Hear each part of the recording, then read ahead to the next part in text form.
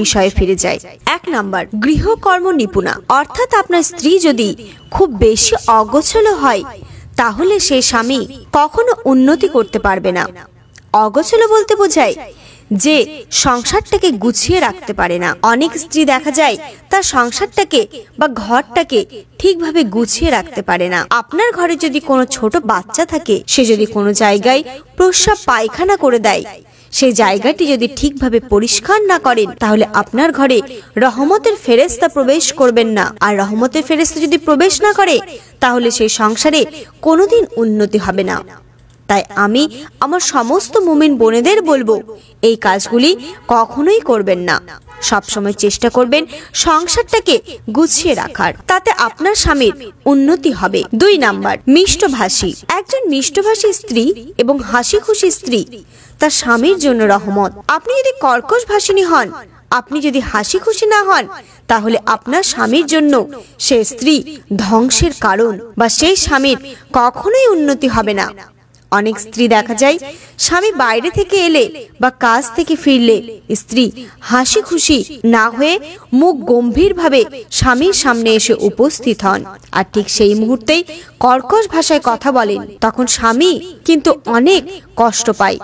একজন স্বামী সবসময় চায় ঘরে প্রবেশ করার সাথে সাথেই তার স্ত্রী হাসি মুখে তার সামনে আসুক। স্বামী যদি তার স্ত্রীর হাসি মুখ বা মিষ্টি কথা শোনে, তাহলে স্বামী কিন্তু তার কাজে অনেক মনোযোগ দিতে পারে এবং সে মানসিকভাবে অনেক সুস্থ থাকে। অনুরূপভাবে সেই সংসারে অনেক উন্নতি আসে। 3 নাম্বার, স্বামীর পরিবারকে নিজের পরিবার মনে করা। এটি কিন্তু একটি গুরুত্বপূর্ণ বিষয়।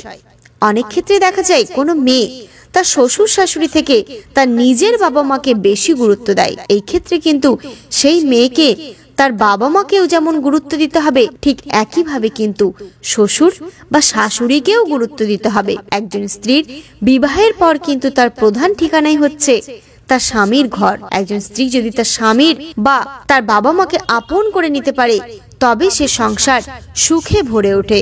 এটাও যেমন ঠিক, অনুরূপ ভাবে কিন্তু তার স্বামীকেও তার স্ত্রীর বাবা মাকে সমান গুরুত্ব দিতে হবে। সর্বশেষ এবং 4 নম্বর পয়েন্টটি হলো স্বামীর আনুগত্য না করা। অর্থাৎ যে সংসারে স্বামীর আনুগত্য করা হয় না, সেই স্বামী কখনোই উন্নতি করতে পারে না। সংসার সুখের করতে চাইলে একজন স্ত্রীর উচিত স্বামীর আনুগত্য করা।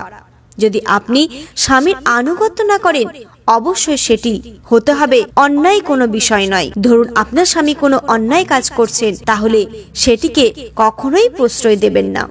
যদি কোনো ন্যায় কাজ করে, তাহলে সেটিকে বাধা না দিয়ে তাকে উৎসাহ প্রদান করুন। এটা কিন্তু একজন স্ত্রীর কর্তব্য, আর তার ফলে সংসারে অনেক উন্নতি আসবে আর আপনার সংসার সুখের হবে। তাহলে বন্ধুরা, আজকে আমার ভিডিওর মূল বিষয়গুলি ছিল এই 4টি বিষয়।